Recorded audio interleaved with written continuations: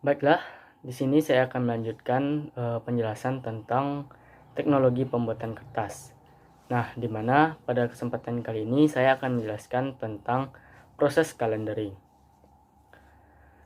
Nah, proses calendering ini merupakan salah satu proses pada pembuatan kertas, di mana proses ini bertujuan untuk menghaluskan dan mengompresi bahan, terutama pada kertas, selama produksi dengan melewati lembaran kontinu tunggal melalui beberapa pasang gulungan yang berpemanas.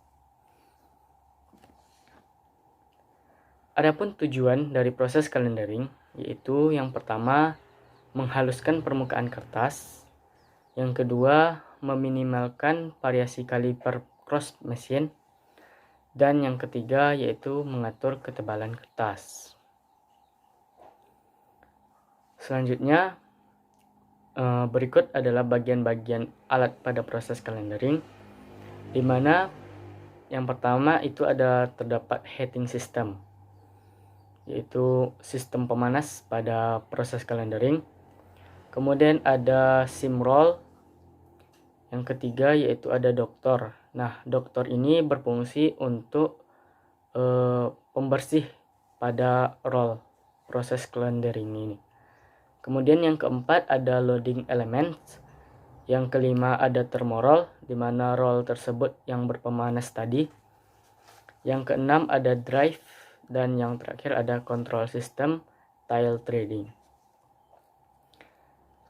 Nah, pada proses calendering ini juga terdapat beberapa tipe nib.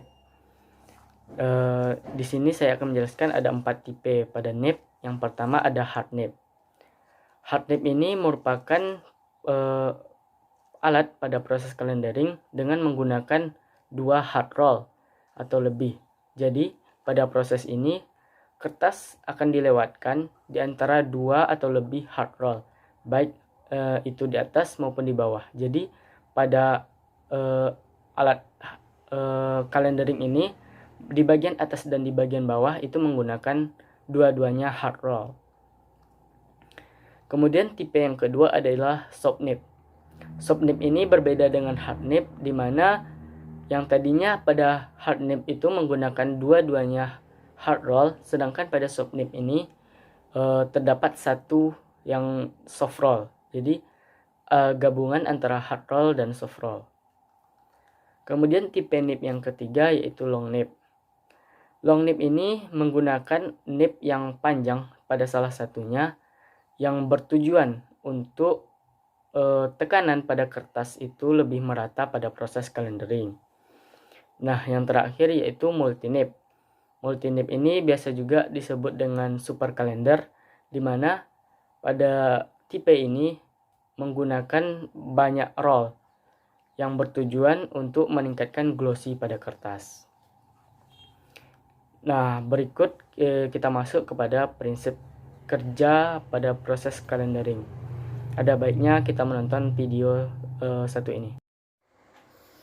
Nah, prinsip kerja dari proses calendering ini yakninya kertas masuk melewati nib dibentuk oleh 2 roll atau lebih, di mana roll tersebut saling menekan. Pada saat kertas masuk ketebalan kertas bervariasi, sehingga sebagaimana tujuannya kita menginginkan pembukaan kertas dan ketebalan kertas yang rata, yang dibantu dengan gaya tekan pada masing-masing roll. Tekanan dan pemanasan ini akan memberikan efek deformasi, yaitu perubahan bentuk atau ukuran dari sebuah objek karena penerapan gaya. Gaya yang kita gunakan adalah panas dan tekanan. Nah, baik, kita lanjutkan. Sekarang kita akan membahas yakninya parameter yang dipengaruhi pada kertas pada proses calendering. Yang pertama itu ada komposisi kertas. Perubahan proportioning pada kertas akan mempengaruhi mudah atau tidaknya kertas dikompres. Semakin banyak NBKP atau serat panjang, maka semakin susah kertas untuk dikompres. Kemudian parameter yang kedua yaitu efek refining. Yang sama kita tahu bahwa refining adalah proses penggerusan atau menghaluskan secara mechanical fiber atau serat. Jadi semakin tinggi loading refining, maka semakin mudah kertas dikompres karena fiber mengalami internal fibrilasi dan meningkatnya jumlah file. Sedangkan semakin banyak sirkulasi flow refining, maka semakin mudah pula kertas dikompres karena semakin banyak jumlah file. Kemudian parameter yang ketiga yaitu efek suhu kertas. Kertas dengan suhu yang tinggi, maka fiber akan lebih lunak dan tidak elastis, sehingga kertas lebih memberikan efek terhadap proses kalendering. Itu sebabnya, semakin jauh kertas dari mesin kalender, maka semakin tinggi tekanan yang dibutuhkan untuk menambah kualiti yang sama, karena temperatur kertas menurun. Yang keempat yaitu kotoran pada kertas.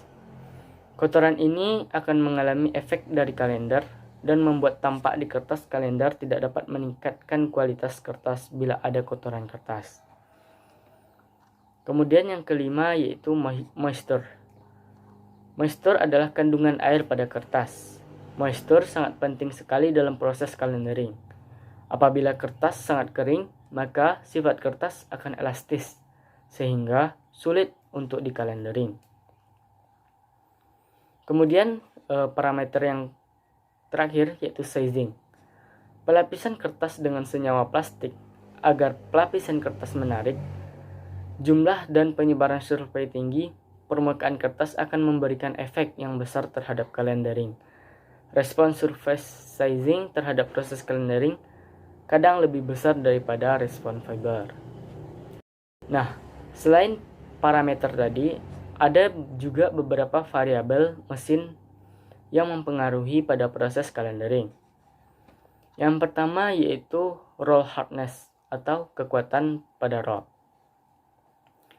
Pada hard nib, di mana material roll adalah besi, menghasilkan fitness kertas yang lebih seragam, di mana tekanan kalender roll pada bagian kertas yang lebih tebal akan tertekan lebih tinggi daripada bagian yang lebih tipis, karena tekanan terkonsentrasi di tempat yang lebih tebal. Akibatnya, variasi basis weight yang tidak merata menjadi variasi density, kelihatannya seperti burik atau bercak pada kertas. Selanjutnya, pada soft roll di mana material yang digunakan adalah rubber. Pada soft roll ini mendistribusikan tekanan di nib lebih rata pada daerah yang tebal dan tipis pada kertas. Distribusi tekanan yang lebih rata ini akan menghasilkan density yang lebih rata juga daripada caliper. Kemudian variabel yang kedua yaitu ada nib loading. Variabel yang ketiga yaitu temperatur pada kertas. Meningkatnya suhu roll akan meningkatkan kehalusan pada kertas dan sedikit kerusakan jika dibandingkan dengan meningkatnya tekanan pada nib. Roll yang dipanaskan menyebabkan fiber di permukaan kertas akan lebih bersifat plastik, sehingga fiber mudah dikompres dan bertahan sehingga smoothness akan naik. Kemudian variabel yang keempat yaitu kondisi permukaan roll. Variabel yang tidak diinginkan pada kalender ketika terjadi replika permukaan yang cacat kertas. Beberapa replika tersebut sangat kecil yang perlu dianalisa dengan mikroskop. Cacat yang sekecil inilah dapat mempengaruhi daya cetak pada kertas, sedangkan cacat yang besar akan sangat mempengaruhi pengaruh atau pergantian oli pada mesin tersebut.